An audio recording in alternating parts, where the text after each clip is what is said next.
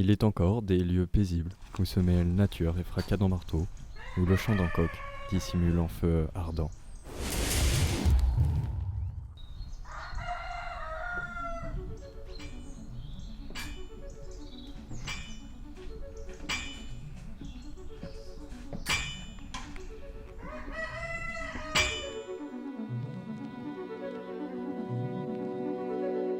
Alors, je m'appelle Amel Druez, moi je suis natif de l'Ille-et-Vilaine, de Rennes, et je me suis installé à Saint-Malo-de-Filly il y a 7 ans aujourd'hui.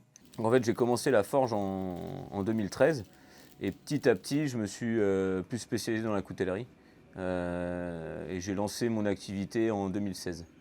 La passion du travail de la matière, je l'ai toujours eu, mais après, c'est affiné avec le temps, quoi. J'ai toujours aimé, depuis tout petit, j'allais récupérer des trucs à la déchette, je refabriquais, je bidouillais. J'ai toujours aimé travailler le bois. Et puis j'ai commencé après à faire des bijoux en métal du coup, donc métal non ferreux.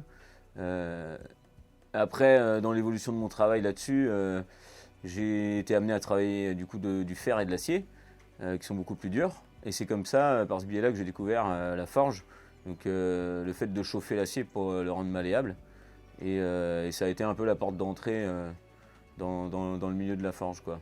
La forge, c'est quelque chose qui est un des métiers les plus anciens du monde, donc qui est extrêmement archaïque. Donc l'avantage, c'est qu'on peut débuter avec vraiment un minimum de matériel. Donc on peut se débrouiller à faire avec un barbecue, un sèche-cheveux, une forge. Donc on peut vraiment travailler à partir de rien. Et on va commencer avec un tas ou un rail de chemin de fer comme enclume. Moi, pour créer un couteau ou des motifs, etc., je vais essayer le plus possible de me laisser porter par le moment. Donc je vais forcément prévoir une ligne générale, mais me laisser décider aussi à chaque étape.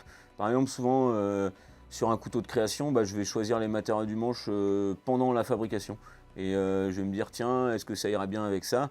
Et c'est vraiment essayer de, voilà, c'est carpe diem, quoi, de se dire à tel moment, comment je me sens, comment je vois le couteau.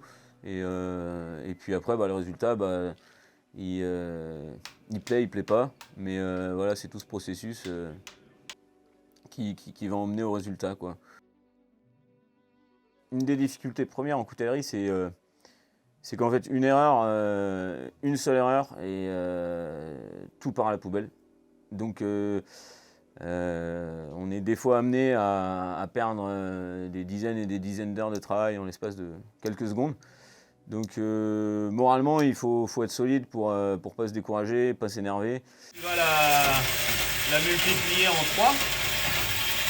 Tu auras 60 couches, ouais, pour faire du sandwich.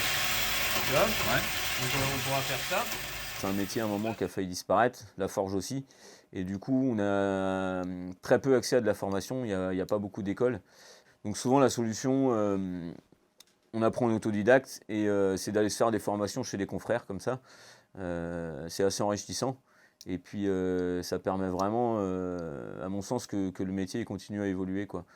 Donc ouais, après la formation, c'est quelque chose de très chronophage, ça prend beaucoup d'énergie, mais c'est important que ça perdure, quoi.